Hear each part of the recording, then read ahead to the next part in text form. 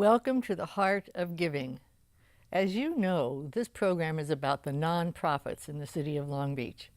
And you've heard me say this before, but you know, everybody knows about what government does. They know what education does, what safety, public safety does. But do you really know what the nonprofits mean to this city? They're throughout the city. There are people giving of their time, their money, because they believe in a cause. And today we have someone that has a cause that has just taken off and has done so much already in such a short time. And that's the Jonas Project. Now you probably not have heard of it, but John Kelsall is the co-founder, and we're delighted he's with us today. And John, it's nice to have you. And you know, just a little bit I know and heard, I'm just blown away by not only the success, but what you're really doing, and it's for veterans. Yes. So would you give us the background of what you're doing and how it got started? Well, it got started, the Jonas Project, in honor of my son, Jonas Kelsall. He was Lieutenant Commander, Navy SEAL, was killed in Afghanistan on August 6, 2011, when the Chinook helicopter was shot down, and we lost 31 heroes that day. Jonas always wanted to give back and was always talking with us when he retired what he would do and how he could give back to veterans. So this is a carry-on of his legacy. The whole purpose of the Jonas Project is to create jobs and help veterans start and grow their own businesses through collaboration, not duplication. We don't want to, if somebody is very good at what they're doing, we want to collaborate with them and bring them into the fold. So as the SEALs always do, is bring the best of the best that you can bring in to help. So it all started from Jonas. I'm very proud to say that we applied for our application on my wife's birthday in October of 2012, thinking that the IRS would take a year for us to get our answer back, and in 69 days we got the approval on December 31st. 69 days? 69 days, New Year's Eve present, that the IRS said we were approved. They must have really liked it. I obviously am very glad and happy that they did. And what does it do? The Jonas Project wraps around a veteran. We wrap around them for 2 years with basically mentoring, staff support, and funding whenever we can find it or whenever we can generate the funds internally to find that. When we generate the funds internally, we provide zero-interest loans to the veterans that pay it back at the time that they become profitable, not on any schedule, but when they become profitable. And we've got 3 of them that are starting to pay back already right now, little amounts. In 2 years? Yes, but they're starting to pay little amounts, but they're starting to pay back. So they went through the program, yes, and they're already profitable. Yes.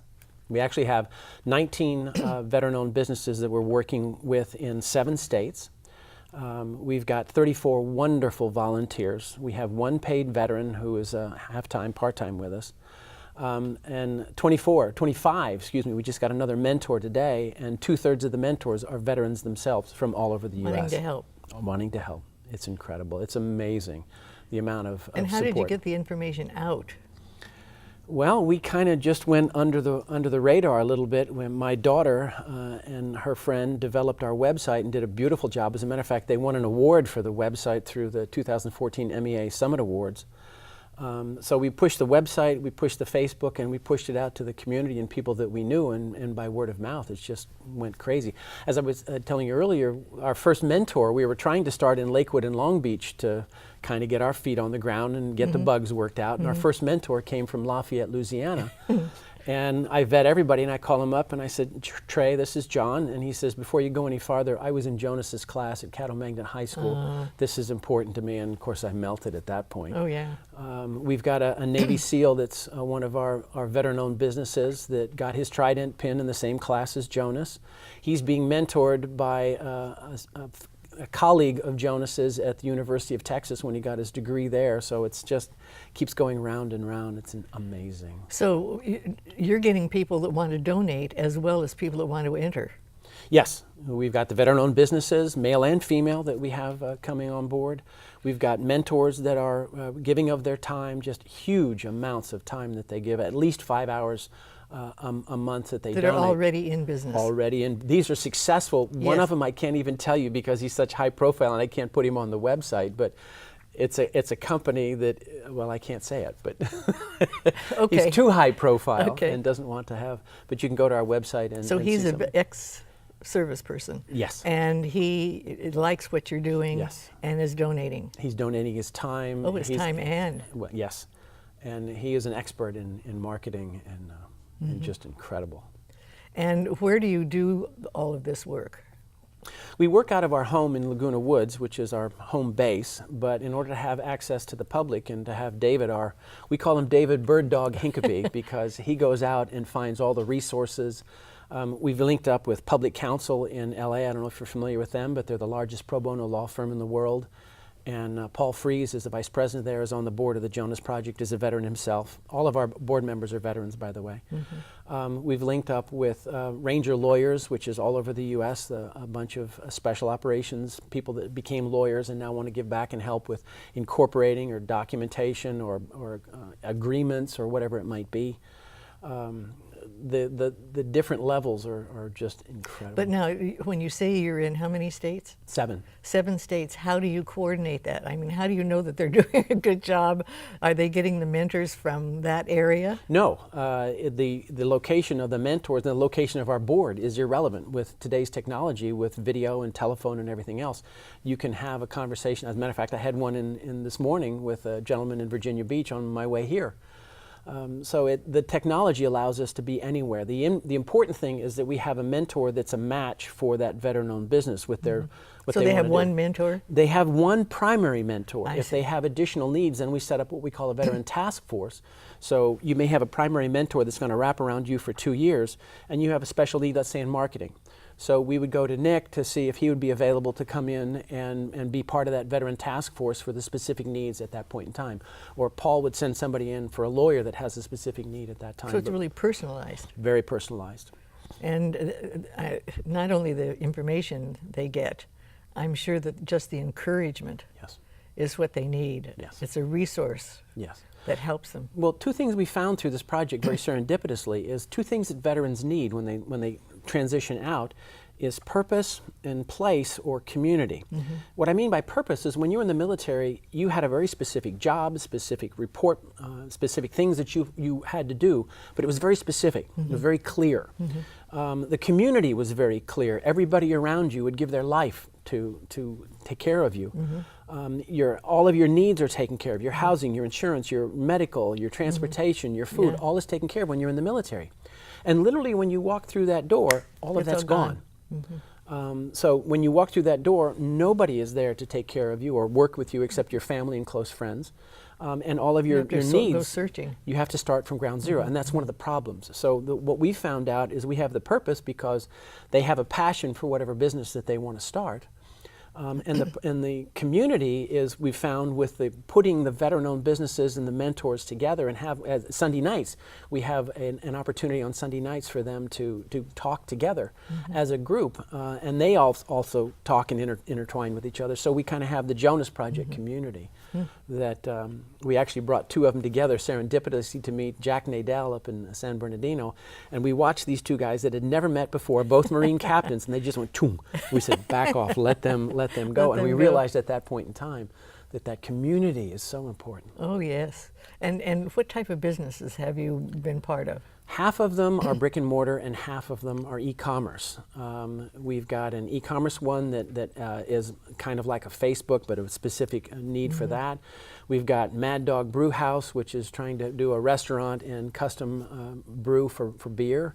We've got a wedding planners. We've got a restaurant with a 60% disabled veteran in Laguna Woods. We've got a female veteran in Texas who is starting her own construction company and doing beautifully. She'd been in the business for 8 years. The company wants to help her start her own business, but contract back with her because she is a veteran-owned business. And that's another one of our board members helps all of our veterans get certified as veteran-owned businesses free. And all of our services are free. And do you help them after they've gone through the program to maybe find their way? Well, we wrap around them for 2 years, so we haven't gotten to that 2-year point yet because the first 2 years is the critical time. We just have a collaboration we're doing with the Small Business Development Center for a business brigade where it's 5 Wednesdays, we're in our 3rd one now, on accounting, marketing, how to do all the different things to start up your business in collaboration with SBDC. And we collaborate with SBDCs all over the U.S., Veteran Business Opportunity Centers all over the U.S. Wherever we can find a resource close to, or where we can find a good resource for them, is what Bird Dog finds for them. Yeah, Connects and them up. I think you're becoming more and more successful. More and more people are finding out about you because you've received some awards lately. Yes. What are they? We won the SBA Region 9 Veteran Small Business Champion of the Year 2014. We won the 2014 MEA Summit Award for our website. We just last night won Senator Lara's award for business excellence for the city of Lakewood. And there's another one there, I can't remember. Oh, the Paul Newman Award we also won. And then you have Congresswoman Sanchez doing something. Yes, we went to Congresswoman Sanchez, and we had a Marine that came to us that was deployed, did his automatic payment schedule, but while he was deployed, the paperwork was messed up, so he didn't get paid for 3 months. So his credit got totally clobbered. Came back, transitioned out, went to get a car loan, couldn't because his credit was so bad. So Congressman Sanchez is carrying the Credit Reporting Act for the military, H.R. 4672, that effectively helps the military. When a finance person is considering you, they can say, you were deployed during this period of time. We can pull anything that happened during that time out of your credit calculation, increase your credit score, and decrease the interest rate that you would be paying. And also, the Credit Reporting Act will notify the veterans and active duty if anything negative hits their credit report, they will be notified. Wow. Well, did you have a job before this? I have 2 jobs. You have 2 jobs. I have the Jonas Project and also the Lakewood Chamber of Commerce. I'm president and CEO. That's marvelous. Good for you. Well, you know, I think anything we can do for the veterans is so important. And I think that your idea and what your son left as his legacy is something that is going to help hundreds and hundreds of, maybe thousands of veterans. And I thank you very much for being with us today. It was a delight to meet you. Thank you. Thank Jonas you. made us very proud. We've got to make Very him proud. good. We've got a long That's way to right. go. Thanks, John. Thank you. Thank you. I told you, wasn't that wonderful? We have another segment, so don't go away. Welcome back. Our next segment is called the Comprehensive Child Development. And we've had child development people here taking care of young children. This is a different type of program, even though it's dealing with the same population. And so I'm very pleased to introduce to you Connie Arizmendi, who has, she just told me, been with the group for 30 years, and she doesn't look that old, but anyway. And also Ricardo Perdomo, did I say it right? Yes, you did. Very good, who is a board member. We'll start with you, Connie. And you know, if you've been involved with something for 30 years, you must really believe in it. Oh, yes, definitely. And how did you start with being with Comprehensive child development? Comprehensive child development. Well, you know, I had just had a baby, and I was a tax preparer at the time. Tax season was over.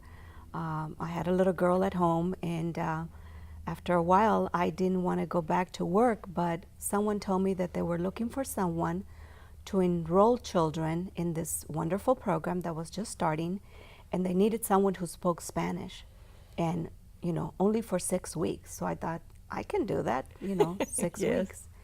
And I went, I enrolled all the children in the program, and I just fell in love with what they were doing. Yes.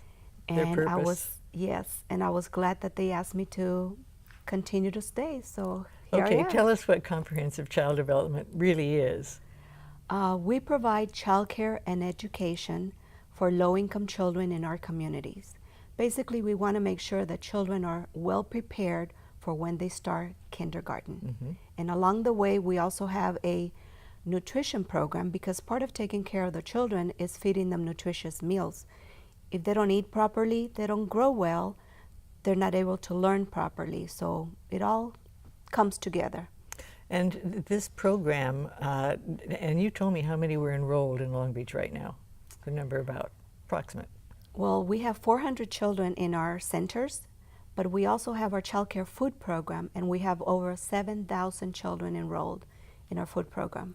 And this program is funded through the Department of Education, did you say? Yes, the Child Development Division. And where are these programs? Where do you do this, and how do you get the people? How are they designated? Well, we have 5 preschool centers, and Ricardo can tell you where they're at. 3 of them are actually located here in the city of Long Beach. We also have a facility in Wilmington and one over in San Pedro.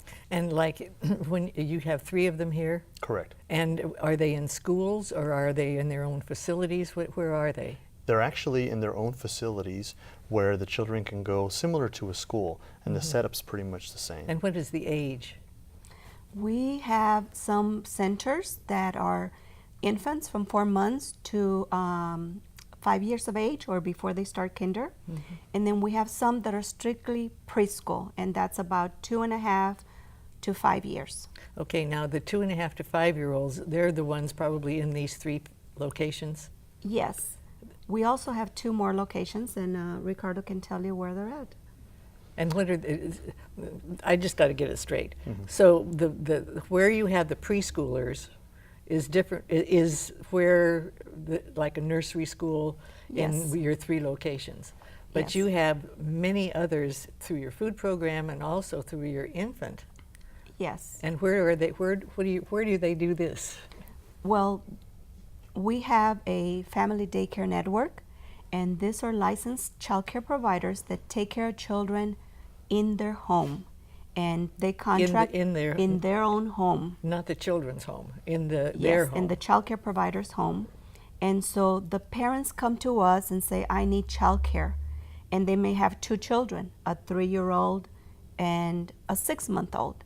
So we put the 3-year-old in one of our preschools, and then we tell them we have a network of family daycare providers that will take care of infants for us.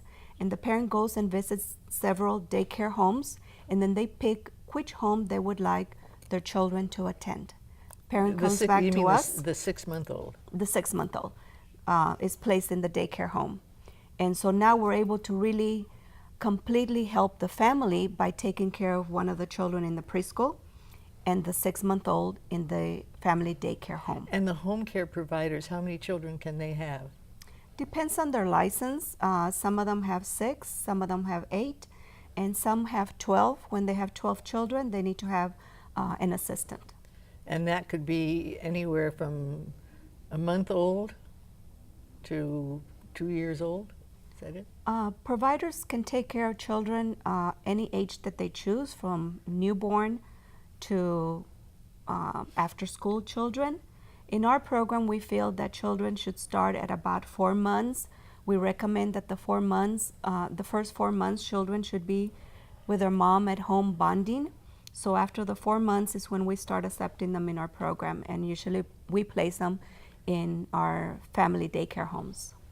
And then how long do they stay there before they move to your To one of our preschools? Till about 2.5 years old. I see. I see. So you actually take care of children from birth Yes. to preschool Yes. and then feeding older ones. Yes.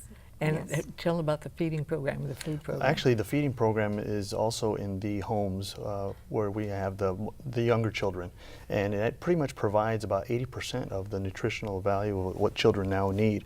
As we know, it's very important that the children have that nutrition aspect in order for them to actually mature correctly. And these are all-day programs. Yes. I mean, it starts early in the morning until in the afternoon. Yes. We sponsor 700 daycare homes all over the Long Beach community. Wow. So Yeah. you have 700 of the homes Yes. that take these children. Yes. And each home has, 6 to 12 children. So we reimburse family daycare providers every month for meals for approximately over 7,000 children. So Wow. we reach many children out in our community. So if you have how many providers, how many homes? 700. 700 homes. So you have 700 homes plus 3 facilities. And another one in Wilmington and another one in San Pedro. And it's all run through your program Yes. that you are now the director of, I'm interim. the interim co-executive Okay. director with my partner, Diane Payton, who's I our see. program director. I see. And we're very fortunate to have them there since they know the inner workings of the organization and have been there for such a long time. And what does the board do, Ricardo? With the board, we meet on a monthly basis and we go over strategic planning, fundraising, fiscal, and we try to kind of figure out what's the best way for us to keep improving these facilities. And do you interview the people with the home services?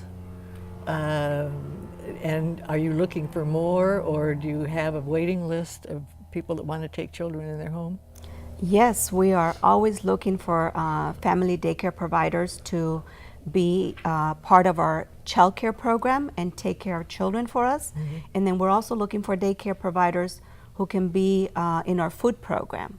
And we always have openings for that because our goal is to reach as many children as possible. And what do you need to be a home care provider? I mean, you need a big house, you need, you know, play bars, or you don't know, they're infants. You don't need that. But what do you need? Basically, the Department of Social Services has a guideline of what kind of homes they will license to take care of children, and the providers attend an orientation training, and there they explain them everything that they need to do, how their house needs to be set up so that it's safe for children of various ages. And then once the Department of Social Services issues a license to them, then they can come to us and we go and visit their home.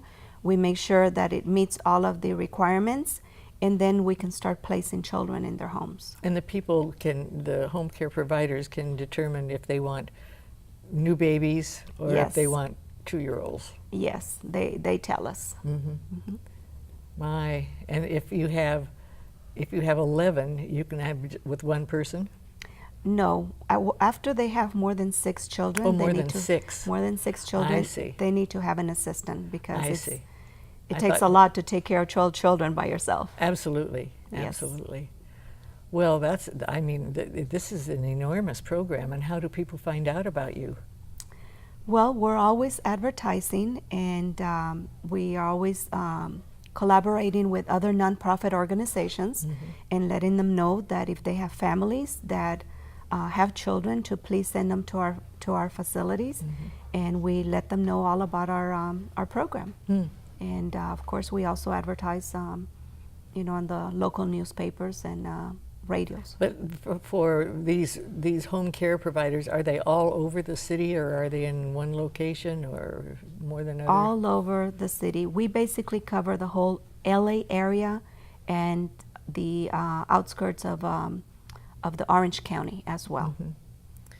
And how long has this been going on? I know over 30 years, because you told me you did it 30 years. Yes, we actually started the food program back in 1988 when we started enrolling children in the daycare homes. And when we started observing, we saw that the children were not being fed a well-balanced meal. So we felt that we had to educate the providers and also reimburse them for the meals that they were serving. So we applied to the California Department of Education Child Nutrition Division, and we were awarded to be a sponsor.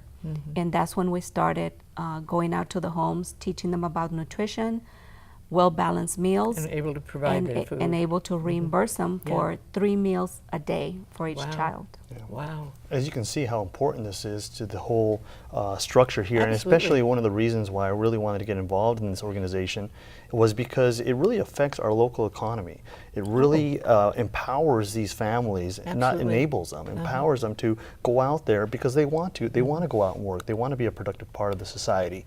So what we do is we give them a place, a safe haven where not only the children are being taught, they're getting prepared for their future in the kindergarten, and we're actually seeing that the children coming out of our program going into absolutely, kinder are actually prepared. prepared for Yeah. that now, where they wouldn't have been. So Yeah. we really believe that we're helping out here, especially in our local economy And in what's Long the Beach. criteria for the children coming to your programs?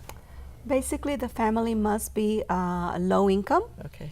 and must have a need. The need can be that the parent needs to go to work and can't take care of their own child, or the parent needs to go to school. I see. Well, this is much larger, and when you say you have 300, that's just in the programs, preschools, in the yes. preschools. But I mean, you have hundreds of children, Thousands of children. thousands of children in the home care. Yes. Well, congratulations to you both. Thank you. What a wonderful thing to be part of. And Yes. when you think of 7,000 or thousands of children that are depending on you, it's wonderful. Thank you Yes. so much. Thank you.